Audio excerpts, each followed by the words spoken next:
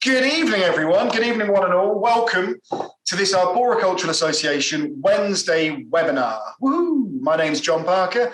I'm Chief Executive Officer at the Association, speaking to you from right here in our headquarters in Stonehouse in the UK.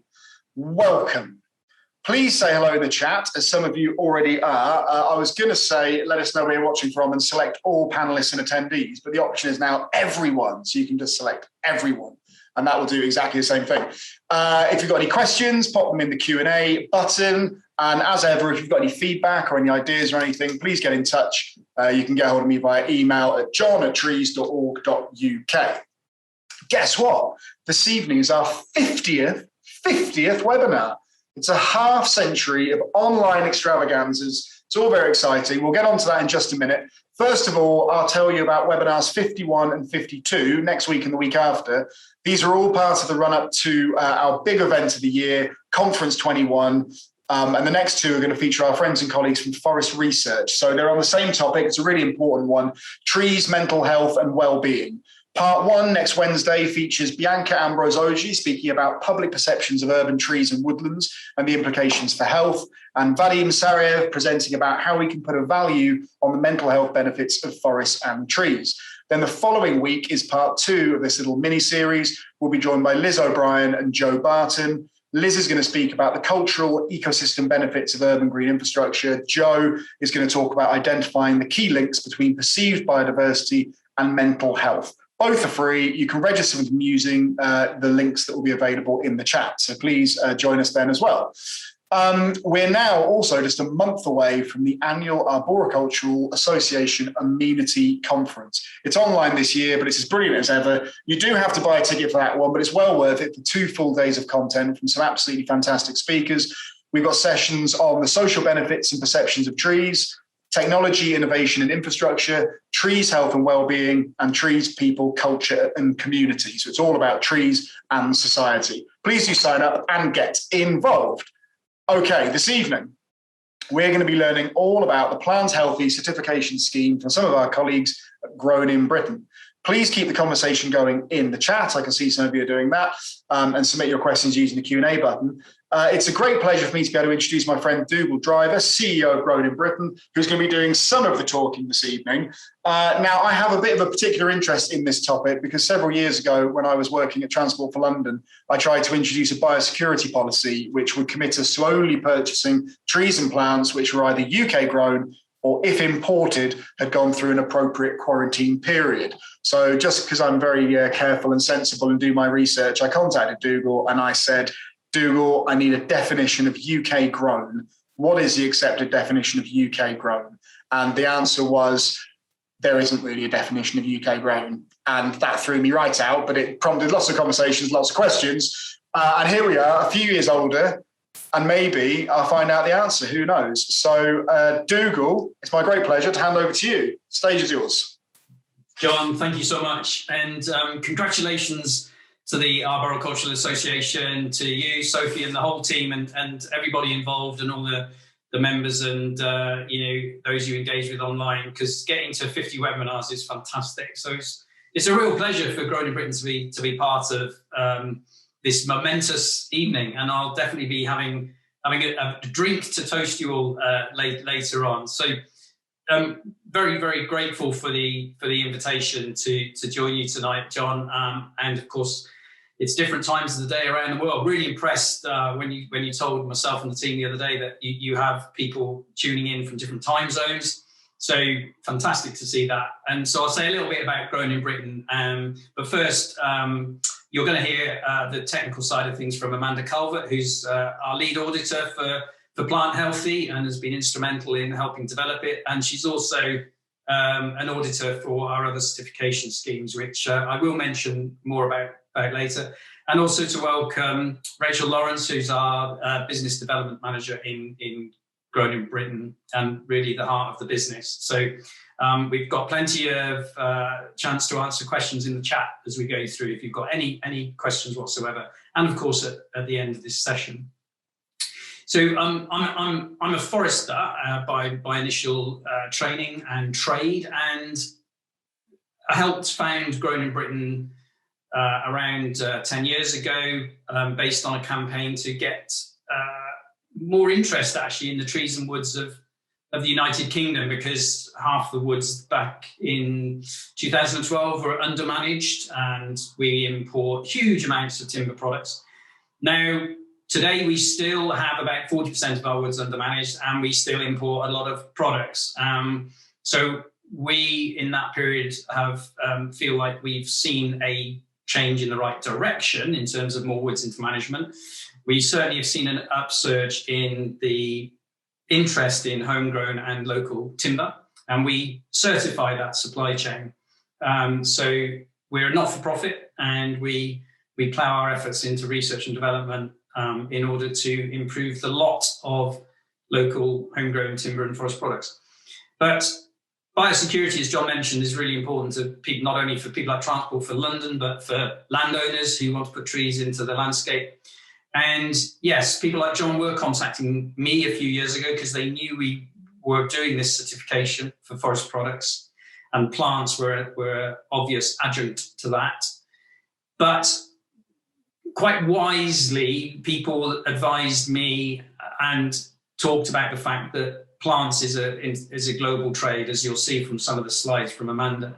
Whilst pests and diseases are something that comes in and out from abroad in many countries that have land boundaries, even though we have, we're a set of islands, we still get diseases coming across through various means. So we actually developed, on advice, an international biosecurity system for organisations to improve their biosecurity, rather than just, I want British plants grown locally and I know they'll be biosecure.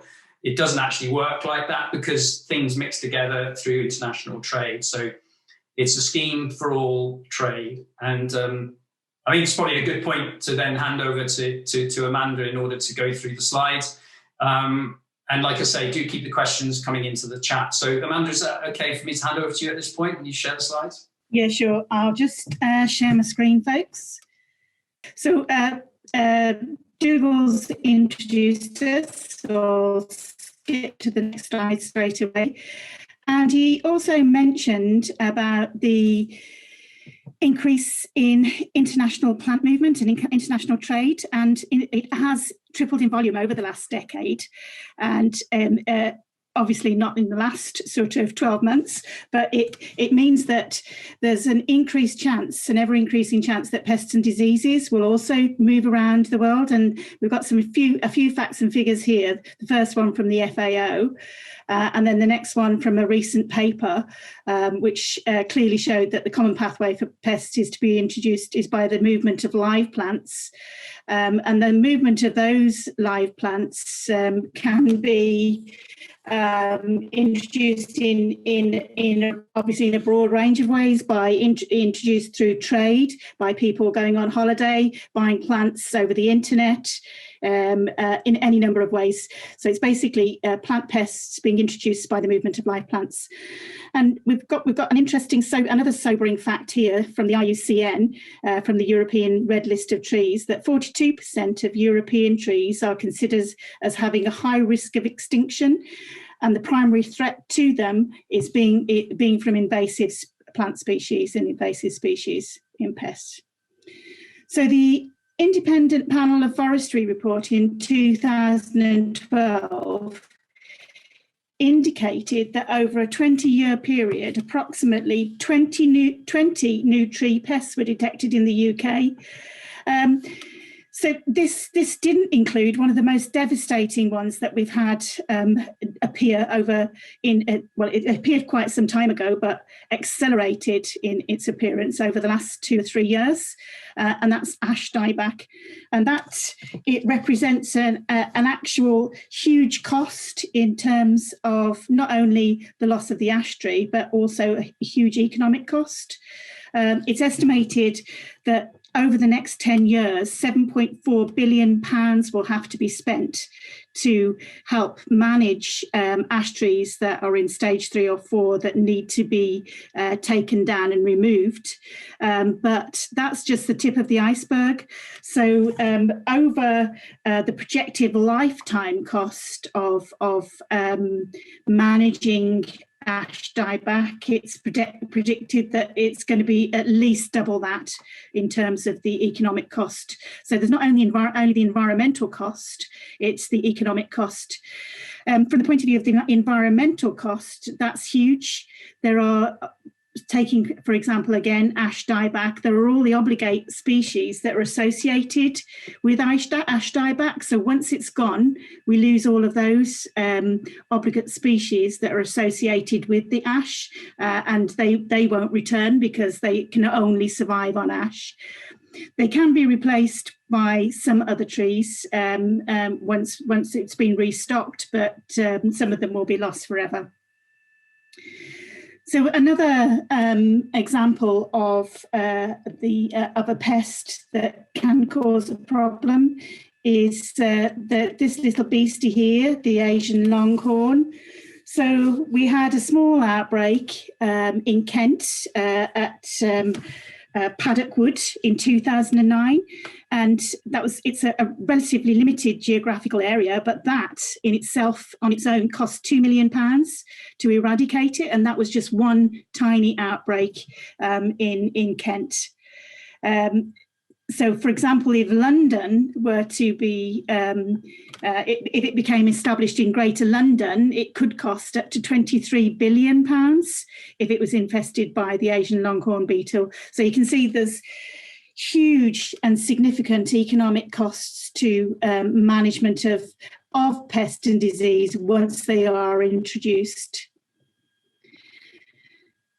This is another example of what you can get in a particular area. So this is Oxford Botanic Gardens.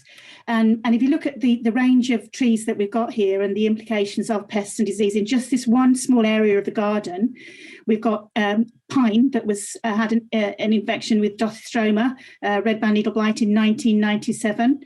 We've got beech that had Phytophthora canovii in 2003.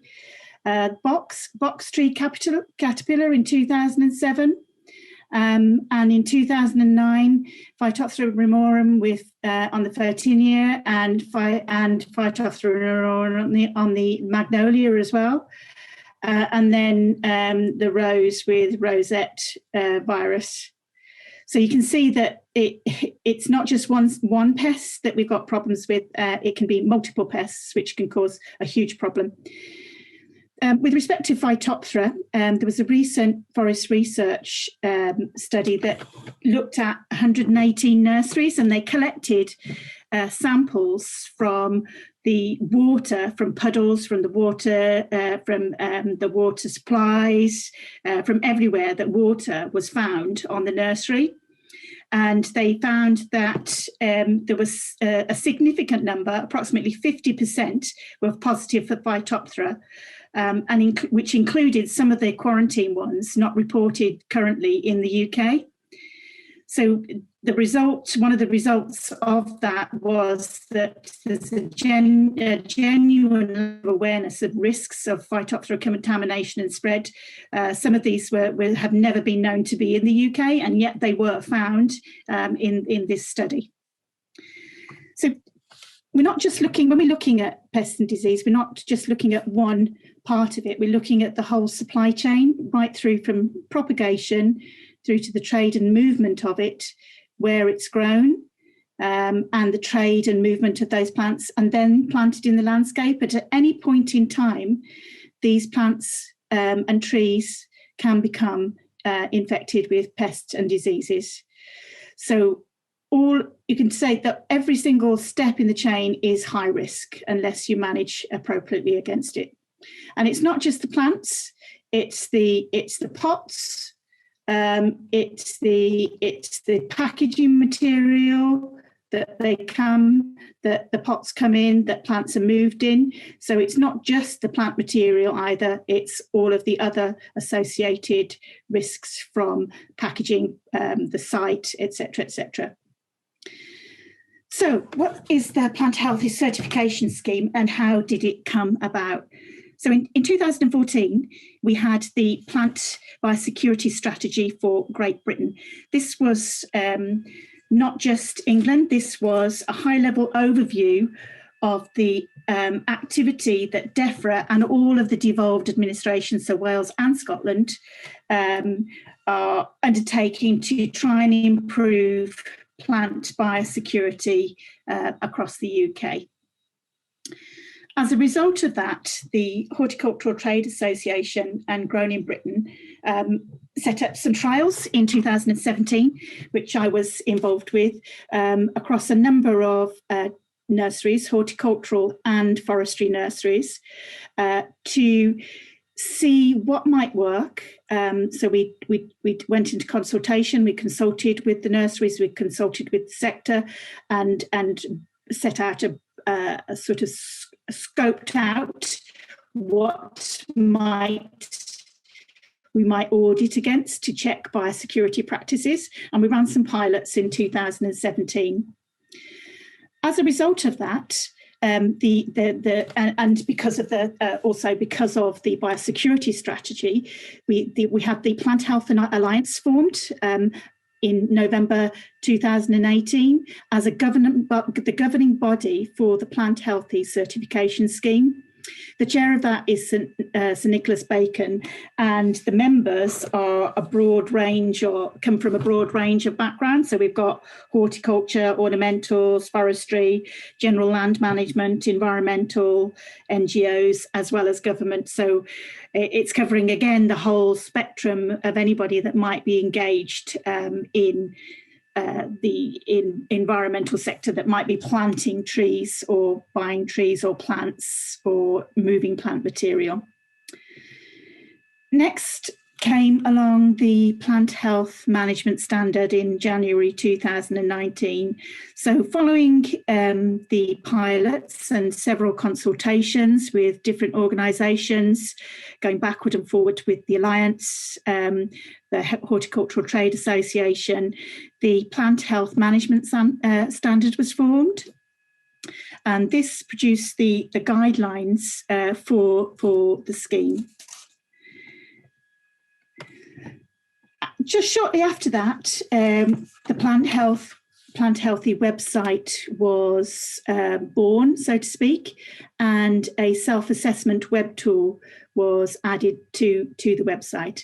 This was designed so that anybody can go on it that's involved in the sector and assess how well they are managing the biosecurity of the operations that they're running. So it's designed so that you could go on and check your awareness of your biosecurity risks and see if you are managing them appropriately, so that you might be able to meet that the Plant Health Management Standard. That gives you a score out of in fact, I can't remember what it gives you the score out of, but it gives you a score, and you can then go away and think about what you're doing and improve what you're doing, and you can go back on and reassess yourself to see if you're doing better when you've made those improvements. Also produced in 2019, later on in that year, there were several guidance documents, the first one being for nurseries, and I'll go into the guidance documents a little bit more later on. And then the Plant Healthy scheme itself was launched. It had a soft launch at Kew Gardens in February 2020. Then in October 2020, we had developed the Plant Healthy e-learning modules. So those are to support the sector in improving their biosecurity knowledge. And you just go online, log into those, and once you pass the modules, you get a wee certificate that tells you passed. And also, again, it helps guide your management and your procedures to improve biosecurity. So this is an example of what the self-assessment is. So when you start the self-assessment and you go through the questions, and when you have finished, you get the compliance. So and then can apply to the Plant Healthy Certification Scheme. So when you then apply, you go through to Rachel, who we've just met, and she arranges to set up your audit, takes all your details, etc. So guidance, we've not just produced guidance for nurseries, we've got a huge range of guidance. There's the plant health management guidance for arboriculture and nurseries. There's also plant health guidance for public gardens, and these are constantly being added to, but probably most relevant for these are the ARB ones and the nursery ones for you at the moment.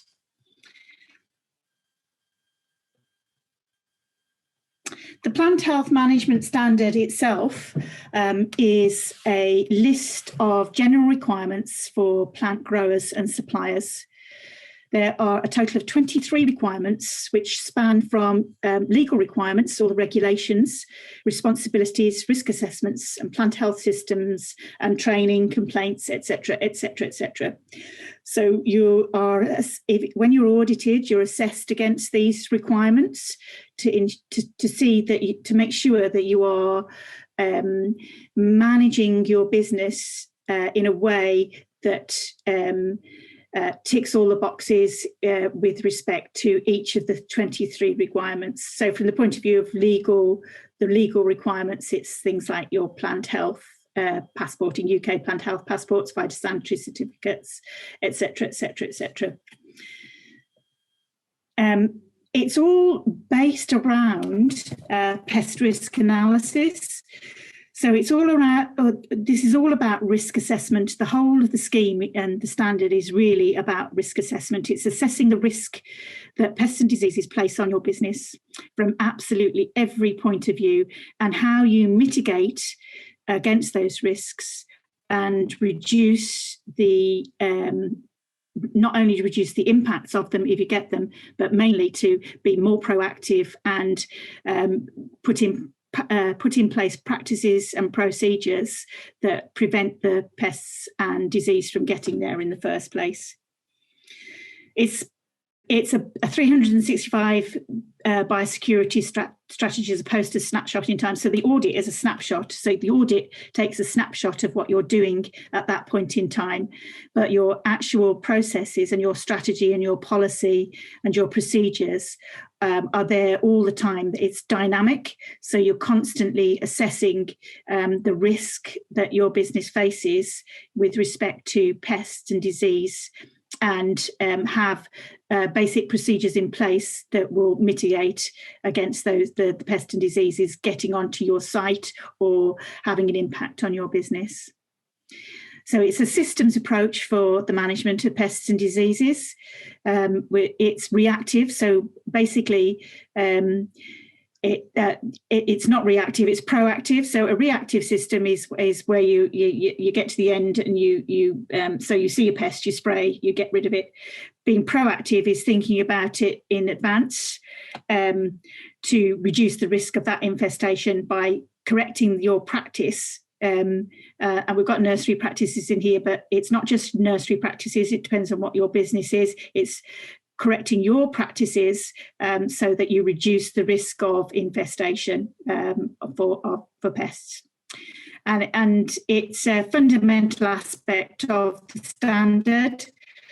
And as I said, it's all of the policies and procedures and practices that are integrated into the business on a day-to-day basis, all year round, every day, every night, just to ensure that you're being proactive and dynamic. So your risk assessment not only has to think in advance, it has to think on its feet as well. So if the situation changes, you change your risk assessment to adapt to that change. So there's been, in terms of demand, there's a lot of top-down support for this.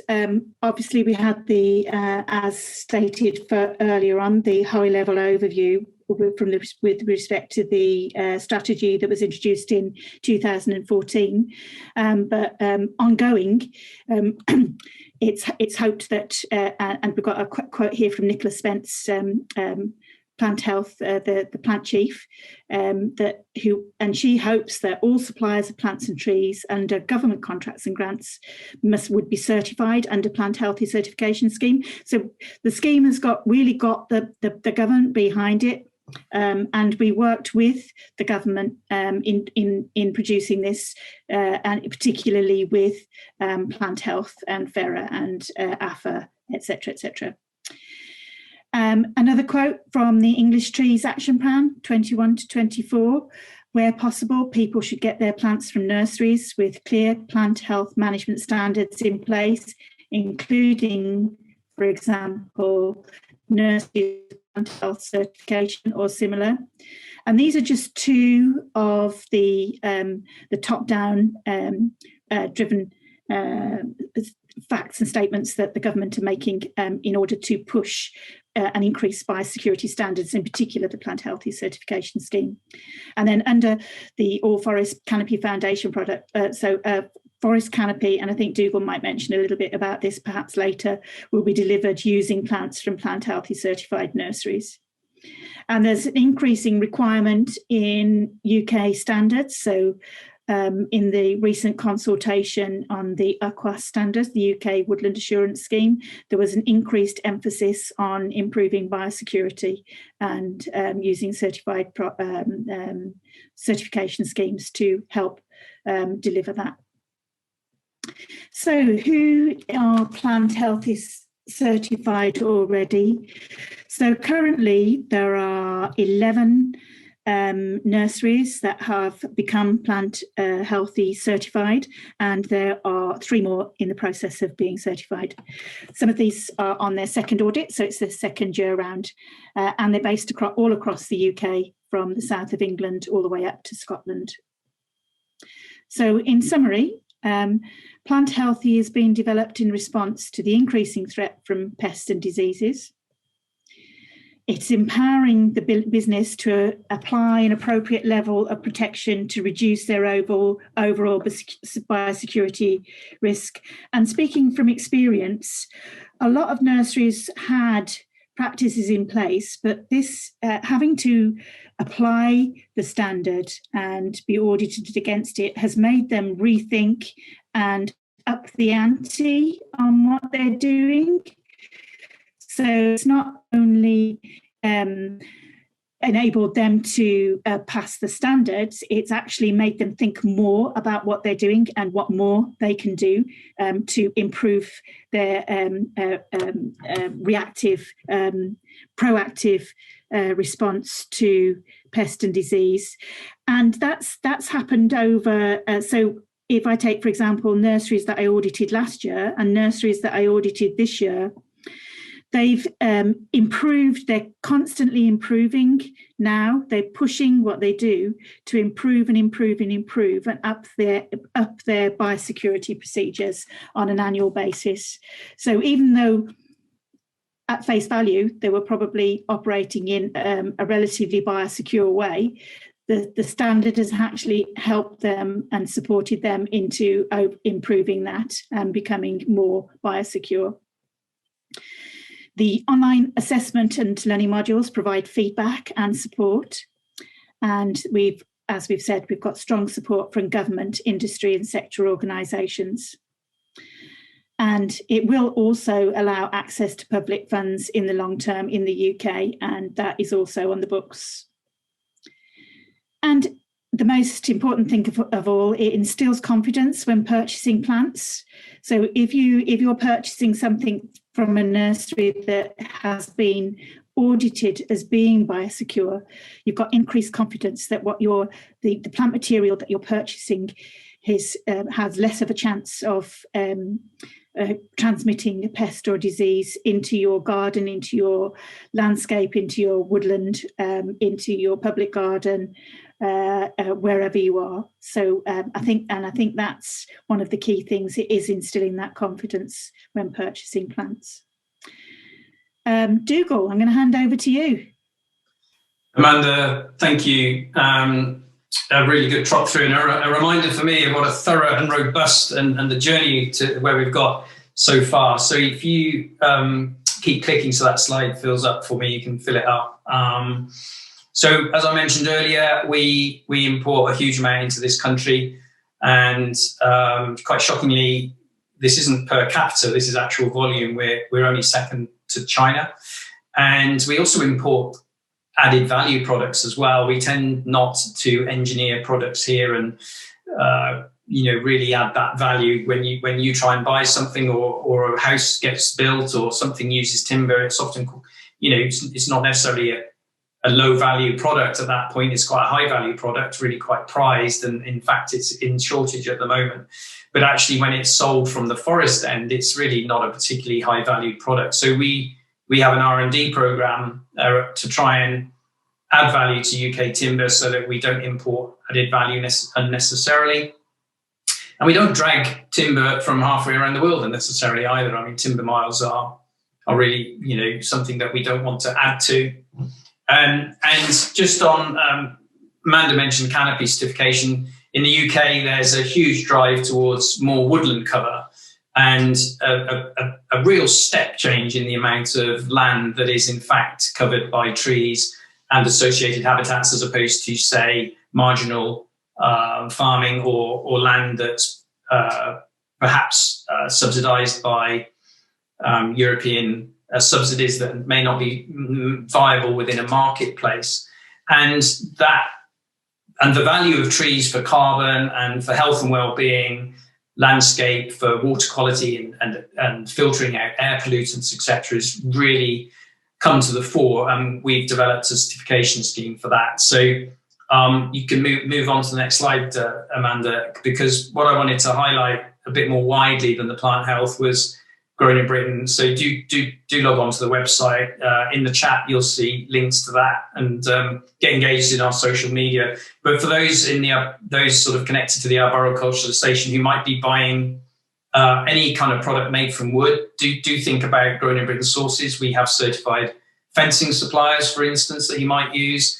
There's obviously the Plant Healthy certified nurseries for trees, but you might get, I'm sure, as you do work for clients or for your employer, authority, etc., landowners, they will ask for, landscaping and other things that may require larger scale tree planting. Think about our canopy certification and all kinds of bits of timber and wood and fuel, etc. So do get in touch and let us know. And next slide, Amanda, I think is our contact details. And then, John, we can get straight into the Q&A. I've seen a lot of Q&A going on, and it'd be good to see that. Just on this, just leave that slide for a second, just to say that if you get in touch with, if you're not sure, whether you're right for Plant Healthy, get in touch with Grown in Britain through inquiries@growninbritain.org. If you're appropriate to be an organisation to apply to be Plant Healthy certified, you deal with plants, you handle plants, then go to the website planthealthy.org.uk. It's got a guide, very good assessment guides there, including one focused on arboriculture requirements. So there's a guide specific to different sectors, and you can also, do a self-assessment there. And the initial application process is very, very simple.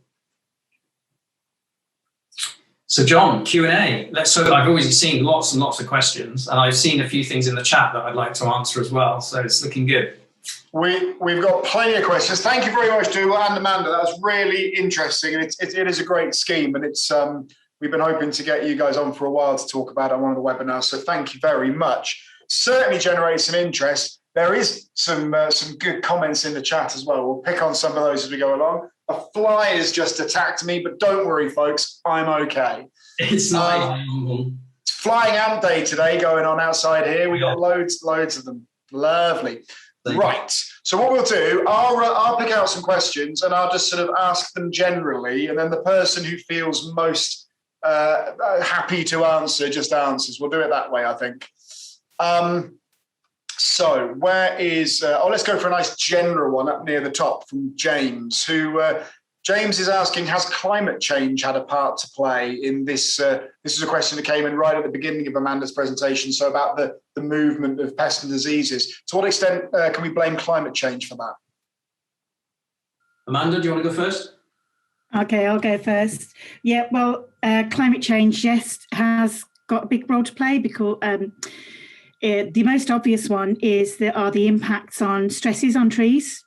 So if a tree becomes, or a woodland becomes droughted, or there's too much water and there's the trees are under stress, then they're much more susceptible to pest and disease. And also it opens the door for pests and disease as the climate changes and we warm. It opens the door for different pests and diseases to be able to get into our woodlands and our trees and our plant in planted environments. Dougal, do you want to take it a bit further? Yeah, that last point is, as climate changes, we might look a little bit more like southern France is the prediction, 5 degrees, 3 degrees change. So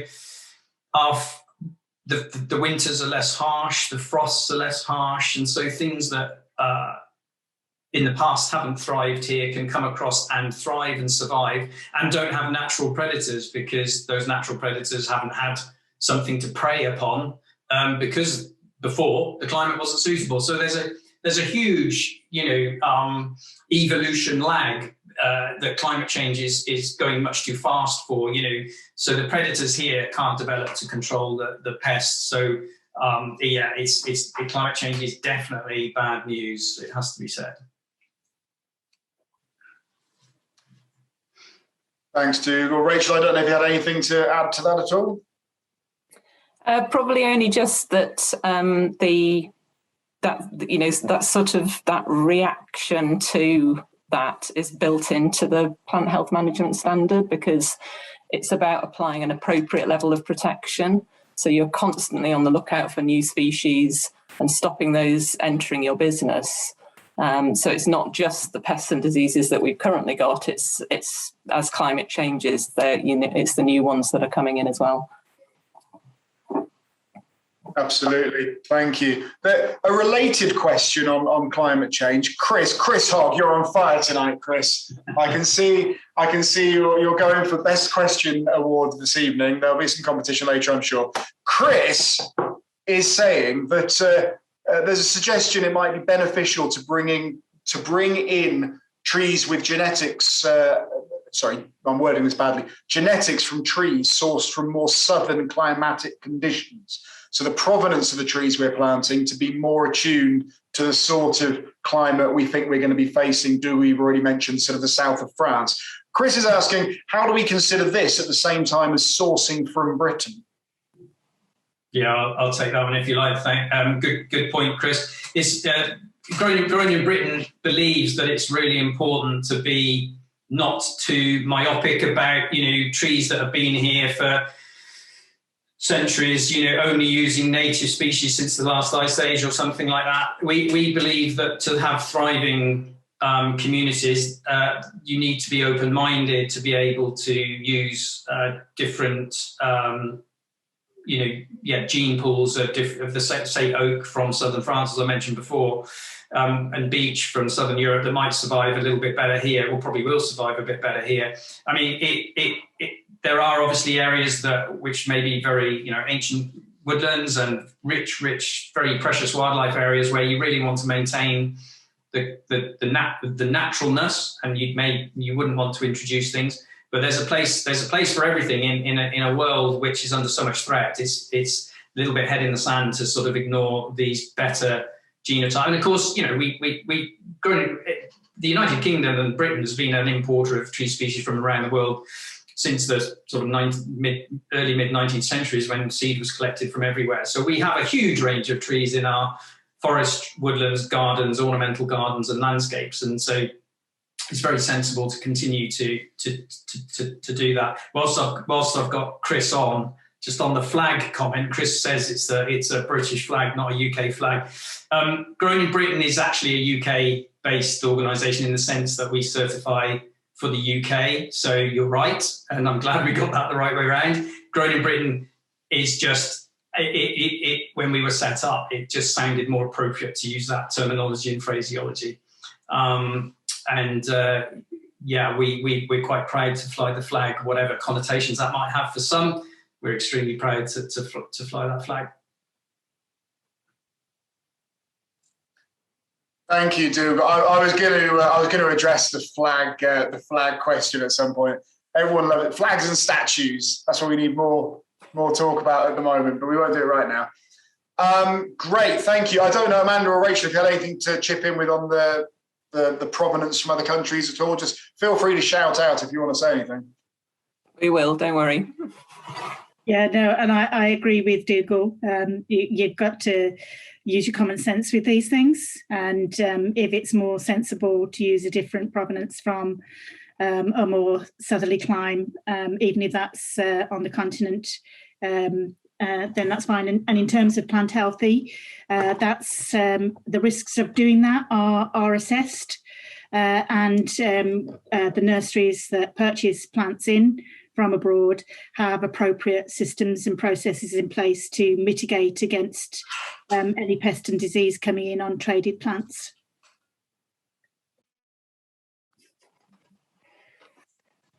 Thanks, Amanda. I think that raises an issue that hasn't been asked in a question that I've seen, but I'm going to ask anyway, because it's a similar question, Dougal, to the one that I asked you a few years ago that I mentioned at the start, which is about this. What does it mean to be grown in Britain or to be grown in the UK? Because, sometimes people are thinking, well, this has got to be an acorn that's been sourced from a tree that's grown in Britain. And sometimes it's, well, if you bring the acorn in from another, I'm using acorns as an example, other fruits and nuts are available. You bring in an acorn from another country and you grow it on here. Is that grown in Britain? Is it grown in Britain if you bring it in as a whip and grow it on from there? What's the sort of line do we draw, for your purposes, when you're talking about grown in Britain?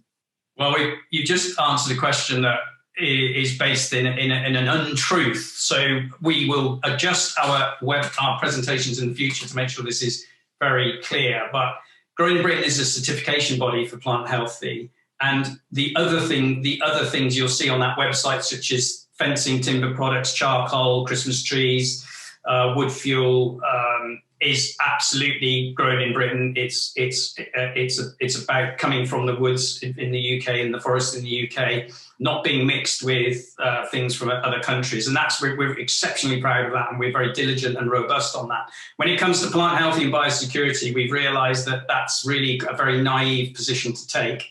And I think I alluded to it at the start of the chat. And it is not a Grown in Britain scheme, it's a plant healthy scheme. We happen to be a certification body for it. So the logo is not the Grown in Britain logo on that. The logo in the scheme is owned by the Plant Health Alliance and not by Grown in Britain. We deliver the certification. We did help develop it. And initially we thought, just keep it local, just, bit head in the sand though again, because of course, if you're a nursery and you grow Grown in Britain stock here, but you have a nursery bed next door where you've imported something from another country and you've planted it next door, and we certify the one nursery bed, but we just sort of turned a blind eye to the one next door, we're not doing anyone any favours, because if that next door nursery bed's covered in a pathogen that just jumps into the one that we've certified 8 months earlier, it's no good for anything. So two things. One, you can be a Dutch nursery and apply to be plant healthy. You can be an Australian nursery and apply to be plant healthy. And we're looking forward, we've had interest, and we're looking forward to that happening, because that means things coming in ships and boats and planes and through the internet ordering system might be actually more biosecure. And then the other thing is that, it's actually about certifying the organisation, not the plant. So it's not about a Grown in Britain plant. So it actually sort of cuts across your acorn thing as well. It's not about the acorn. It's not about the oak tree. It's about the oak tree nursery business, because it's about the vehicles that come in and off site. It's about cleaning the Wellingtons and the tools. It's about their software systems and data, about how they record things. It's about skills and knowing what to look for in terms of disease. It's about waste management. Do you just pile up stuff in a corner? And actually, I know Amanda might come in a minute, but it's I'm not saying it's not about the plant. Of course it's about the plant. But if you get all those other things right, you have biosecure, safe plants, no matter where they come from. So on this occasion, John, and it's quite difficult for me, we've shed the flag and we've put all of our effort into just being biosecure. Thank you, Dougal. Amanda, were you going to come in there, sorry? No, again, I was just going to reiterate about, with respect to what Dougal was saying, it is about the business in terms of, so it's not about the plants, it's not about the cuttings, it's about the business, and it's about how they assess the risk of absolutely everything that they do and what they use. It's about the risk of, as Dougal said, the vehicles, the water, the waste, the surrounding environment, everything. And it does include the plant, but it's mainly about how those other risks affect the plant rather than the plant itself generally. Brilliant. Thank you very much. Ian has asked a question that is one that always, I'm sure it all winds all of us up when we go into a supermarket and see plants for sale and start rooting around looking for the label to see where it's come from. Ian's saying, I have an aversion to supermarket plants, having considered them to be high volume, low price, and low biosecurity market participants. Has the certification system had any success in this segment of the market, thereby raising the bar for all market participants? So have you managed to get into this sort of supermarket sector yet? We intend to. Rachel, we've got garden centres in the process or close to the process, haven't we, Rachel? Yeah, and we do have relationships with the supermarkets through the timber certification and procurement advice that we give. So it's definitely on our radar, and we'll be, we're progressing that as quickly as we can. Yeah, so we have focused on the tree nurseries first because of this explosion in planting more trees, and we import a lot of trees. A lot of trees are moved around. I made a few notes when I saw that question, John.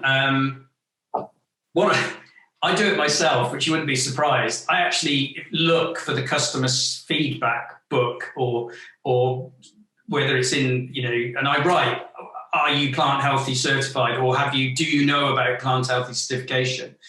And I think, listening to the passion in the chat from Ian, and I think, if that's the one I read earlier, get on LinkedIn, find out somebody who's the communications director for the business, and say, do you know about plant healthy certification? It really helps us if there's a sort of customer pressure on that as well. I mean, they may say to us, well, of course you want to push it because you certify it. So, but if customers say, look, you need to be more biosecure. I mean, the thing that gets me, and we often we're very sad in this sector, we send pictures around of different things, but one of them is massive great olive trees in a certain DIY store / supermarket that has literally about 400 litres of soil in a tub, which you just know for the price cannot have been grown in this country, or certainly we know it hasn't had.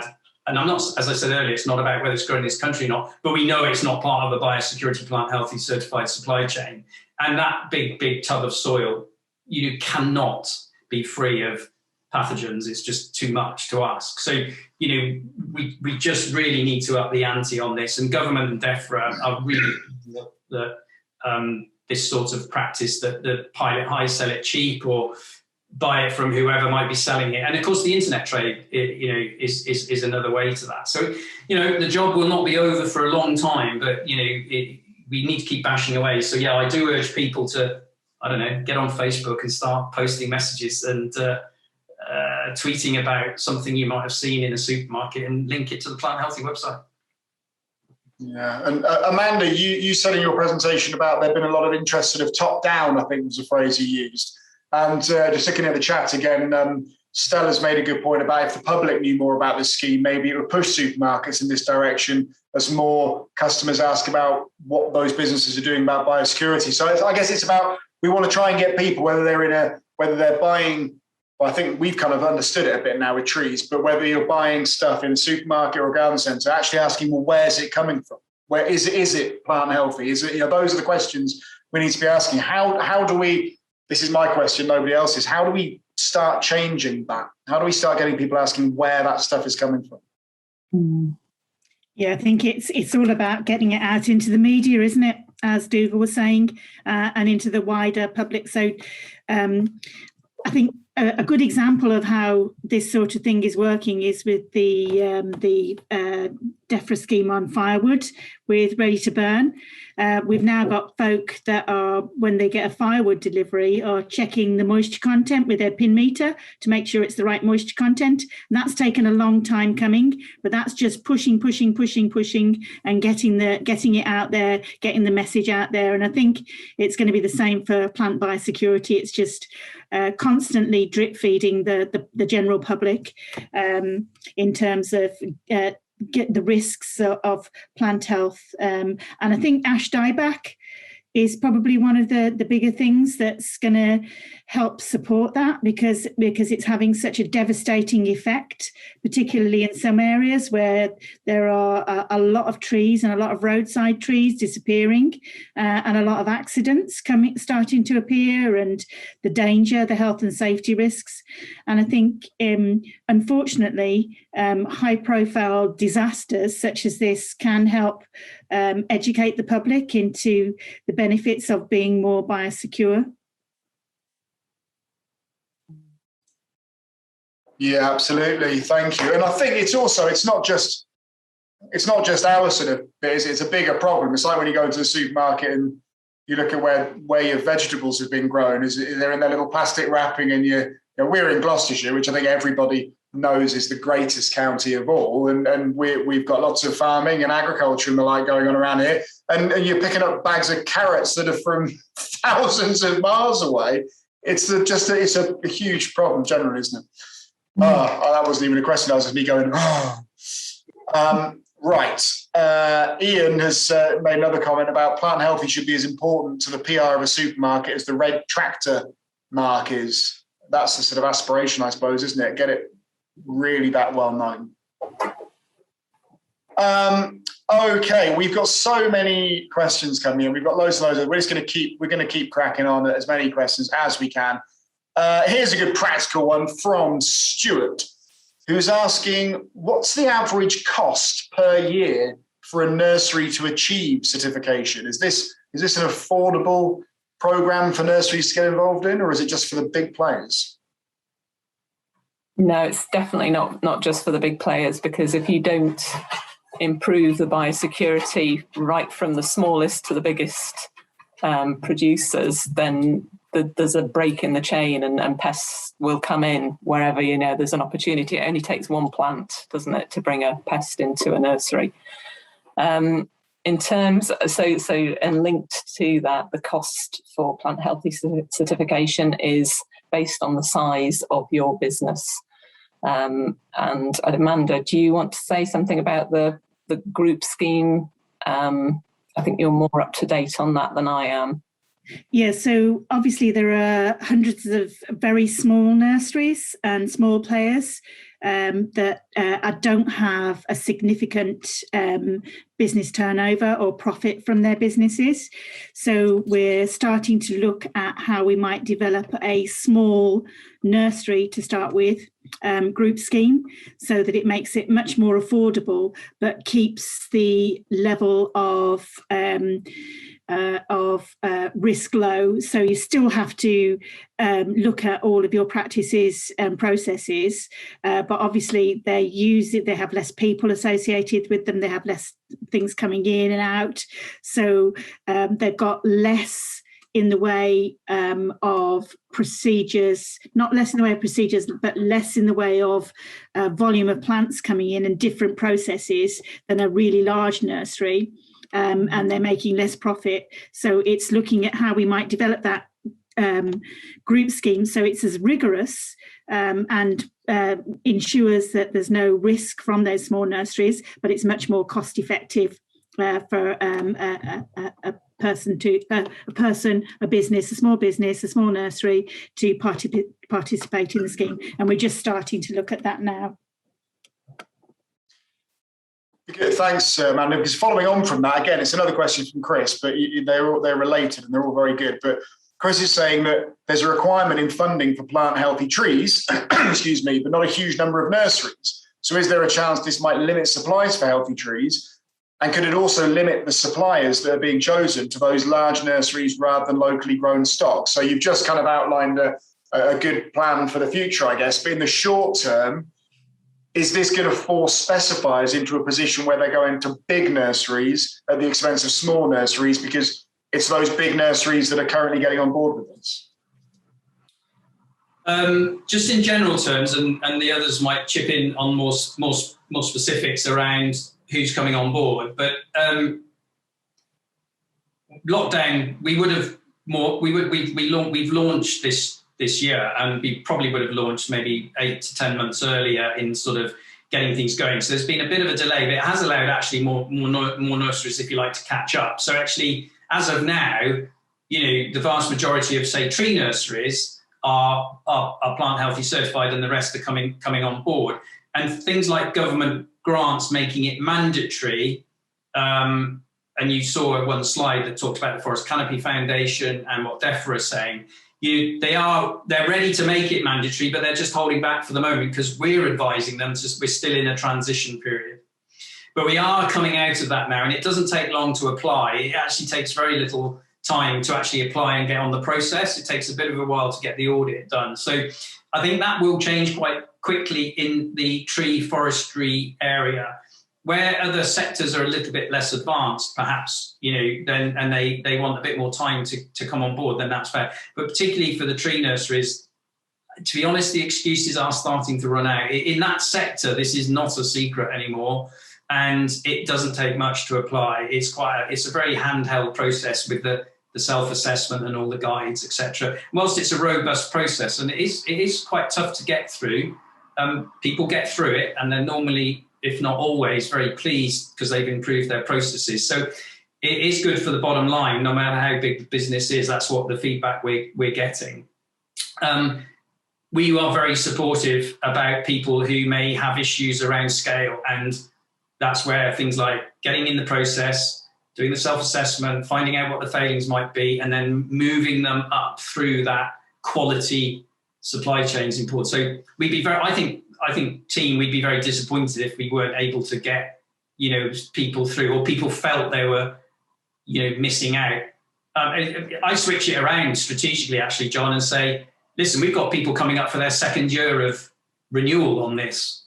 So it's really important to reward the people who are doing the right things. So there's for one argument to one end about sort of, make sure everybody's okay and they get the chance. There's another person on the left hand says, hang on a minute, I'm going through this again, and I've got a competitor over here who hasn't been through it yet.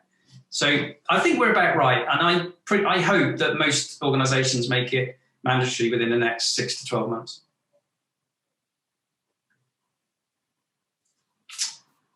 Thanks, Dougal. On a sort of related note again, because you're talking about it, the bottom line and everything, Ruth's asked a question about community nurseries, and are there any plans to provide support to community nurseries to become plant healthy certified? I guess some nurseries are giving stuff away, growing their own stuff.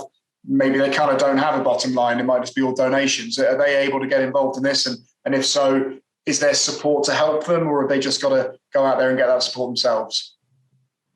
No, I think sorry, Amanda.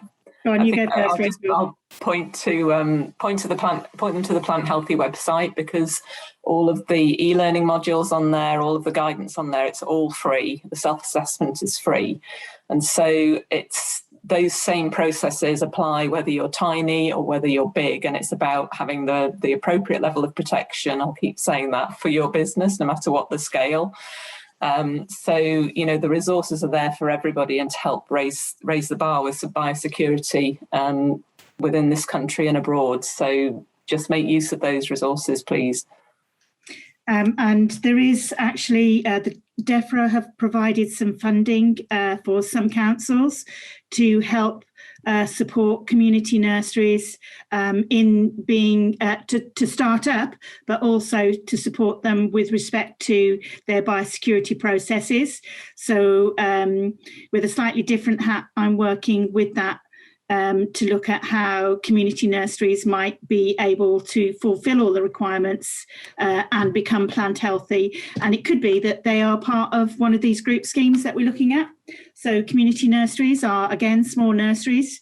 And again, I know a lot of community nurseries will use volunteers and they'll have very little in the way of turnover. But so we're examining ways in which they may be able to join the scheme in some way. So again, that's just been started. And if anybody wants more information about that, they can get in touch with me and I can put you in touch with the councils that are looking at this currently.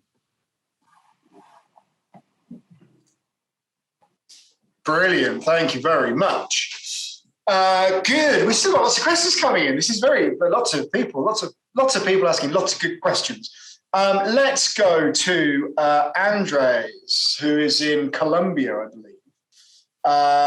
Andres is asking, do you think this standard and the requirements could apply anywhere in the world where we have very different pests and diseases in the UK and Europe? So would this apply anywhere? And I guess what I'd also ask is, do you know of any equivalent schemes in other countries? That's my bit of the question I'm expanding.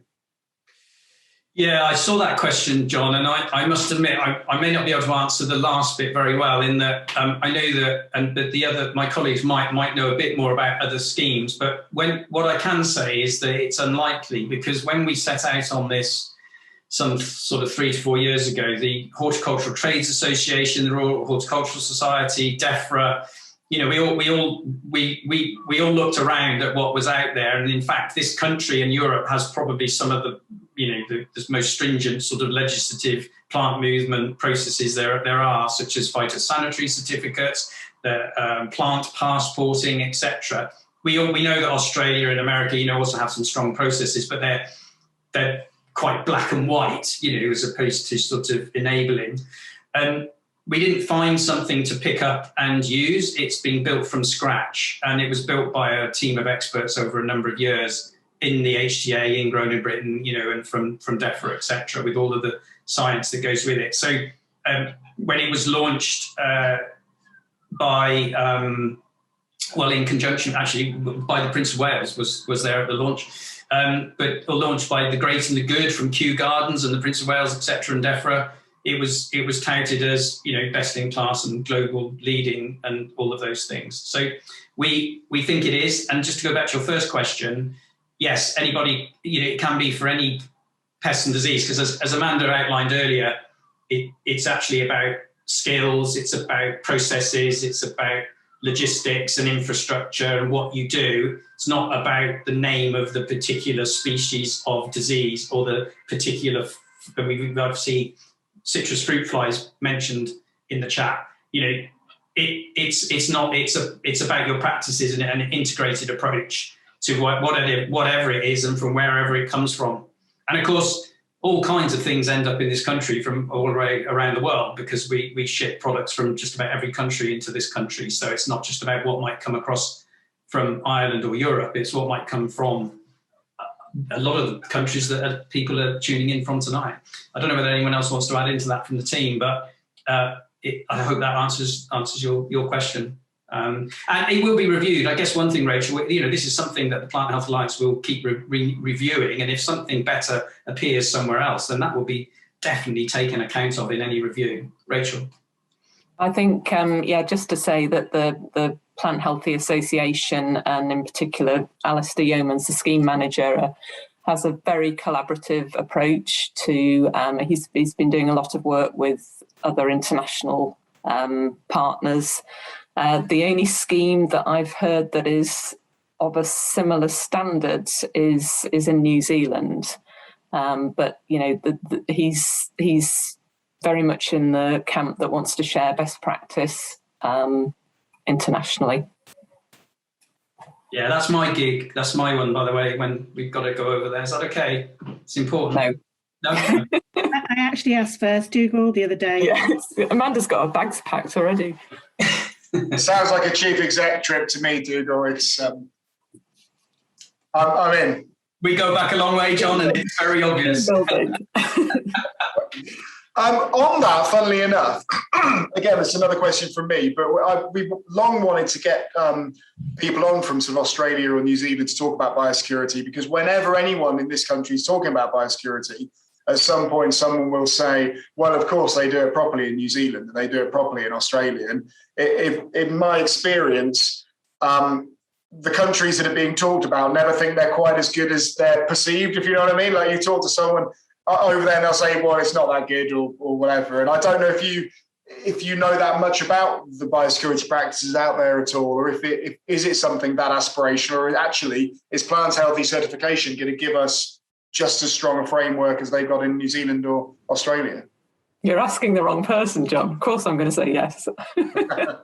Well, I mean, dare I make a comparison to COVID? You know, and it is easier if you're a small island in you know, Australasia. I mean, Australia is a bit more tricky, a bit more black and white. But I think, you know, New Zealand, you know, the supply chain and the decision making is just so much sharper and quicker and faster because it's the size of Scotland. You know, so I think that it's very impressive that they've taken advantage of what they have, and they look after what they've got, and quite rightly so.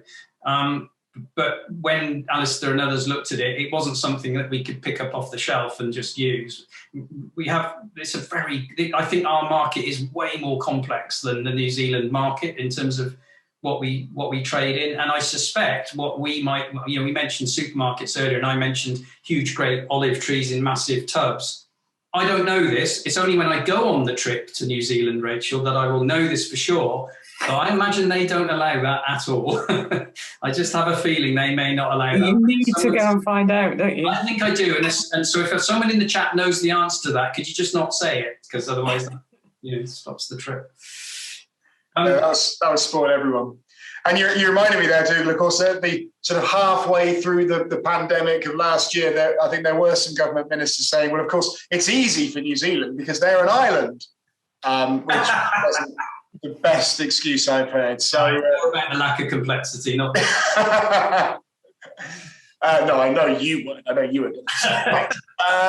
Okay, lots and lots of questions that I like. One I was going to go for. Jackie's put in a couple of questions. I think I'll do both of them. But Jackie's talking about a practice I hadn't heard about before. It's a long comment, this, but I'm going to read it.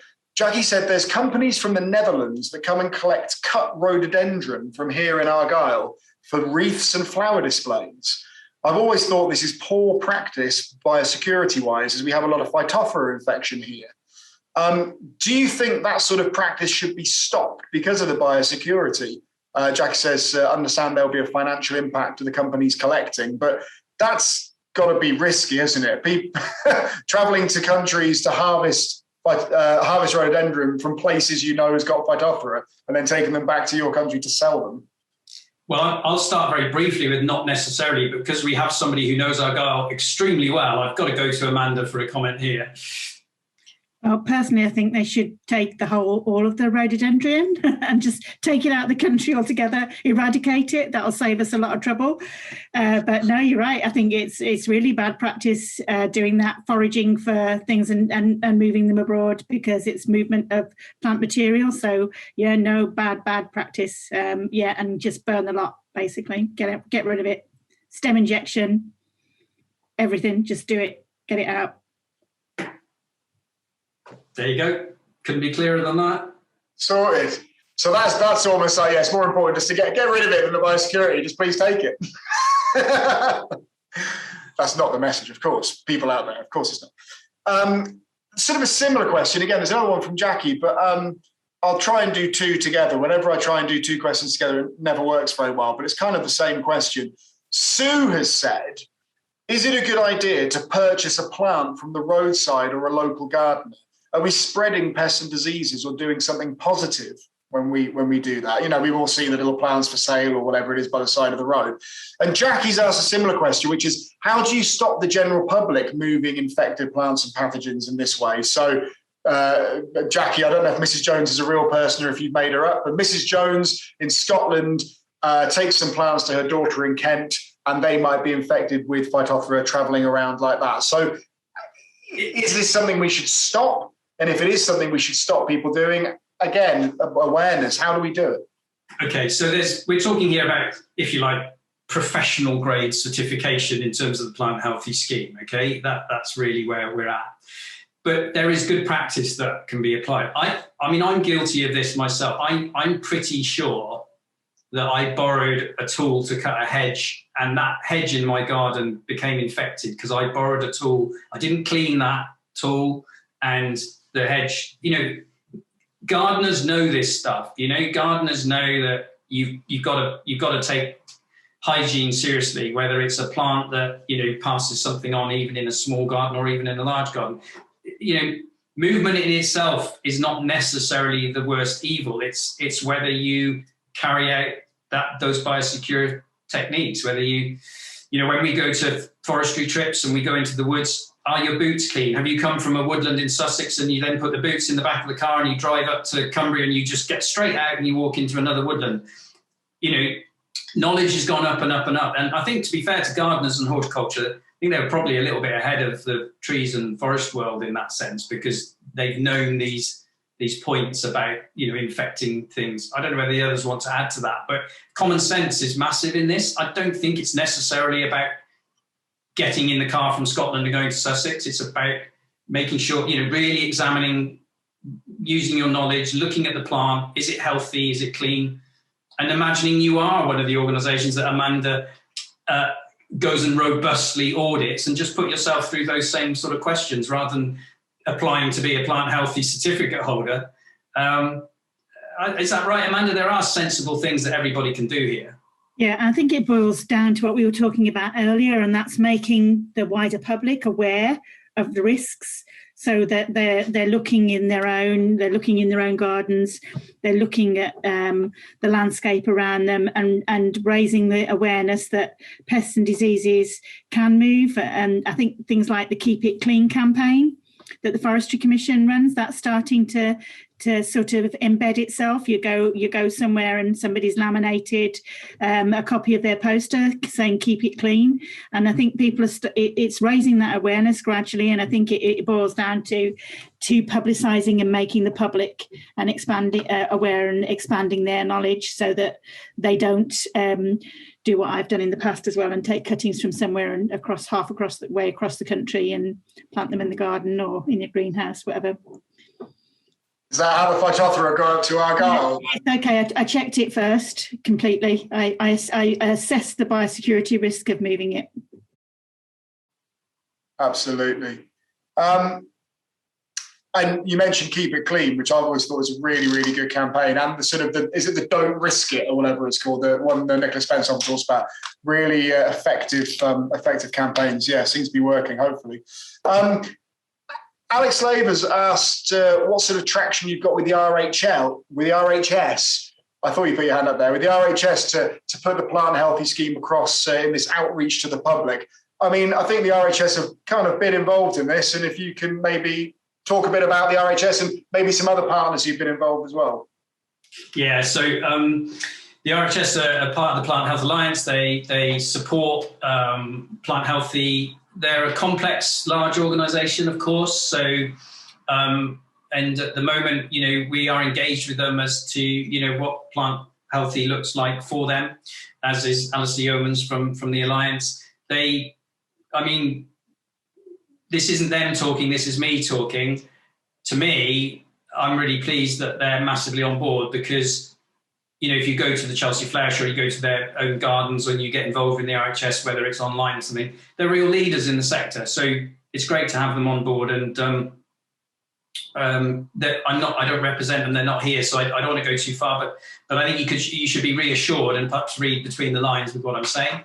Other organisations, yeah, the HTAs you saw in Amanda's slide very early on were really, you know, one of the architects along with Growing in Britain for the technical side, and remain, you know, thoroughly and fully engaged. What I would say is, you know, there are other organisations that perhaps might not feel they're at the heart of this, such as, I don't know, maybe a conservation organisation or a wildlife trust or a landscape management. Might be a private estate, it might be a national park or an AOMB, or it could be, and it, you know, is if you've got any kind of influence, or you sit on any committees, or you've got any kind of position, then talk about it. You know, just talk about what the risks might be, and you get people to think about where they buy and sell plant. And plants move around, John, what you allude to there is plants move around in many different ways. We've just talked about, there's a lovely debate going on about Sussex, thanks to Sue. And, but actually there's also that, if you're a large organisation, you've got a large estate, you may not actually know, if you're a county council, for instance, where all the trees come in and out of your county properties, because they come through many, many different routes. It's quite complex procurement. So ask and check, and because say somebody says they've got this process in place, you'll remember this from TRL. You're never quite sure who's maybe buying the plants for a project. It's not good. It was never always you. It would be, say, 3 contractors twice removed. And that's why talking tonight is really important, because your members and other people on this call, they will be the people sometimes at the sharp end of other decisions. And it's really important that technicians, professionals also ask that question. You're asking me to do this, but I just need to check back with you that you're aware of the biosecurity risks. Thank you, Dougal. We've just had a good question in. Anthony's been sitting there thinking about what his killer question is going to be. And it takes a while to type out Anthony's questions, as you can tell, because they're pretty long. But it's, as always, it's a cracker. And I'm going to read it to you because I think this is really important. Anthony says, one of the disincentives which may have allowed oak processionary moth to spread more widely and quickly than it could have done is that the costs of control fall entirely on the landowner affected. Proposed controls for a Xylella outbreak involve the complete destruction of all plants on the nursery without any compensation that I know of. How can the government be persuaded to make funds available to encourage, not discourage, vigilance and reporting? Now, I think that's really important because, as Anthony said, with Xylella, if a nursery were to discover that they had Xylella, they then basically have to turn themselves in and put themselves out of business almost. And I'm sure there are some nurseries that would do that, but that's a big call to make. What can we do to help reward people for finding these things rather than punishing them almost? I don't know what the government's doing in this respect. It has been a topic of debate that we've been aware of. There's also the interest, I think insurance is an interesting subject here as well. What does the insurance world see as who's responsible should something happen? We know that government does kick in when certain outbreaks happen in a certain way, and there is support for dealing with an outbreak sometimes, but it seems there doesn't seem to be an exact science around it, which I think is what's behind the question. I don't have an answer because I think DEFRA are largely reactive to this. They often jump in and put huge amounts of funds to try and sort it through themselves, and the Forestry Commission putting in sanitation zones, excuse me, can someone take over a second because I've got a fire alarm going off? No one wants to take over. We all want to find out what alarm you've triggered and why. Yeah, I'll take over with a slightly different tack while Dougal goes and puts the fire out. So from the point of view of Plant Healthy, the idea would be that Plant Healthy certification would prevent that in the first place.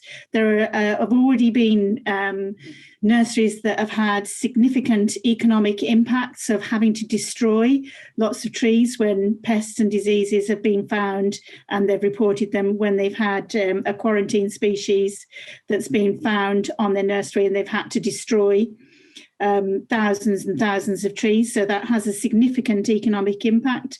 But having Plant Healthy in place should hopefully reduce the risk of that. So that's one of the really positive benefits of becoming Plant Healthy certified, is that you think more about your practices and hopefully put those procedures in place to stop that from happening.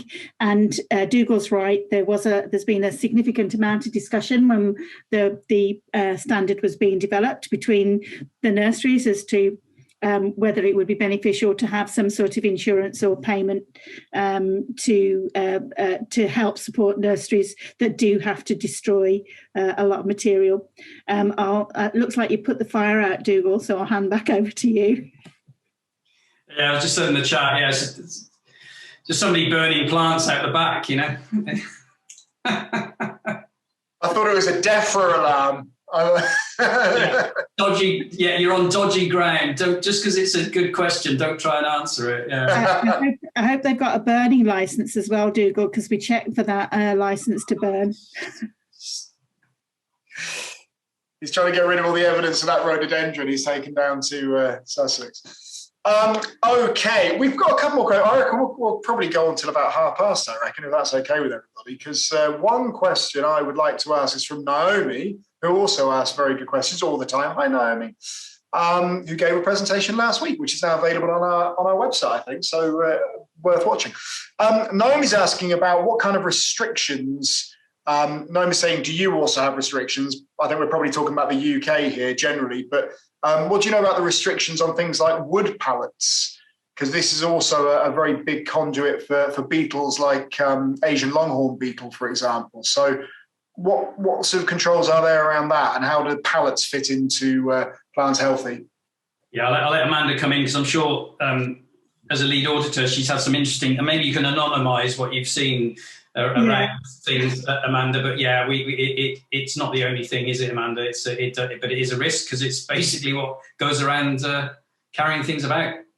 Yeah, pallets and pots and containers that come in internationally are obviously quite a risk, particularly if they haven't been heat treated appropriately. And things like emerald ash borer can also withstand a lot of the heat treatments that pallets and things are put through.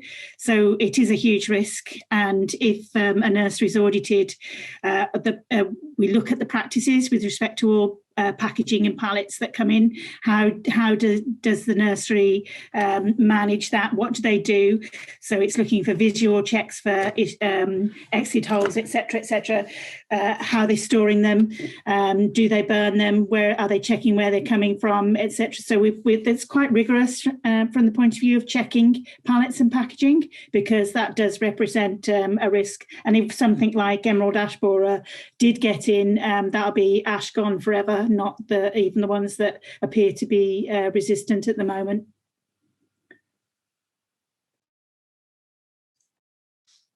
Thank you, Amanda. We did have a question earlier on that I thought we didn't have time to ask a bit about ash dieback, and how much should we be worried about ash dieback when we've got emerald ash borer possibly on the horizon, which I've heard is a legitimate concern. Dougal, were you going to say I thought it was Asian longhorn that question was about, which does affect a huge range of species, whereas emerald ash borer only does affect fraxinus ash species, but not mountain ash, because that's a sorbus, not fraxinus. So as you, I forgot who I was talking to then. You'll know this, but yeah, Asian longhorn beetle, very different kettle of fish to ELB. So ALB, lots of species, emerald ash borer, just fraxinus. Just whilst I'm picking up on species, because the citrus, I did a bit of Googling on citrus fruit fly. Do you know the integrated approach to how you manage things is ultimately the only thing you can do with something like a fruit fly, which just, how do you interrupt the life cycle of something like a fruit fly? It's really, really difficult. They're incredibly evolved over millennia. But yeah, you do everything you possibly can, clearing up the fruit, doing the plant healthy type things around, when you move things around and all of those logistics, and looking out for things, really know what you're looking for and make sure everyone in the team knows what they're looking for, and don't move it from A to B. But yeah, sanitize as much as possible, integrated approaches.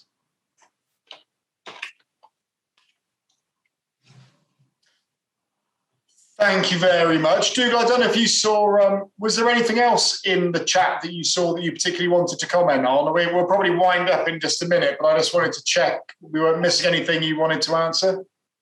Or any of you. Amanda and Rachel, obviously, as well, sorry, but Dougal was particularly saying who's following the chat. There's Ian Hanna, self-sufficient timber within 40 years. No, we've grown, the UK will never be self-sufficient in timber. It's impossible. You'd have to change the whole landscape. It's about percentages and adding value to smaller percentages. So bringing more of our woods into management and reducing imports by adding value to what we do here, rather than huge percentage changes in self-sufficiency. That's not part of our target to massively change that, but to work, some baby steps towards it, make a big difference. Thanks, Dougal. Amanda or Rachel, I don't know if anything caught your eye that I haven't had time to address before we move on to the last question. I haven't spotted anything. No, me neither. Well, if you asked a question out there and it hasn't been answered and you're sat at home very upset and angry, then please do email me, john@trees.org.uk, and I will make sure we pass it on. And we also pass on all the questions and all the chat and all the various other things to our speakers as well. So, Dougal, were you going to say something? I just say on the quarantine question, I don't know if that's your last question, but on the quarantine question, it's part of the mix, but it's sort of the horse has bolted. If you've got to kind of let it sit there and trying to work out whether it's got something or not and contain it, you've really kind of missed the point. If you go through Plant Health and get that kind of certification, it doesn't come in the first place, so you don't have to necessarily quarantine it. So quarantine it was a bit of a, oh my God, I've got to do something. What can I do that feels the right thing? But that's why that was a precursor to sort of Plant Healthy, which is much more sophisticated, comprehensive and appropriate. Thanks, Dougal. Another one from Chris. Chris, you are all over the questions in the chat today, but I'm going to let you have it. You're not going to get to ask a question for about 6 months now. But this might be a good one to finish on, other than our final question. Chris is saying, I wonder when this voluntary certification needs to become law. Now, I know that obviously we're speaking possibly to the wrong people again. I'm sure you'd like to become law, but at what point do we say it's not enough to say you're going to buy into this if you want to, it's just got to happen? Well, I think I use the word mandatory. I think I personally, and I don't think this is anything to do with what I do. I think I've always thought this way, or once I got the knowledge about biosecurity, is that particularly anything that's publicly funded, because this point earlier about, well, it's probably the public sector that some way has to clear up some of the mess, but also it's about protecting our nation. And of course, these things affect crops, they affect, food supplies, they affect health and well-being, they affect everything. I think it should be mandatory for anything that's publicly funded. So whether that's a grant or something on public land, like a county council land. In the private sector, mandatory. In the government, the big hand of British government making it mandatory in the private sector, I think that's politically probably not very palatable.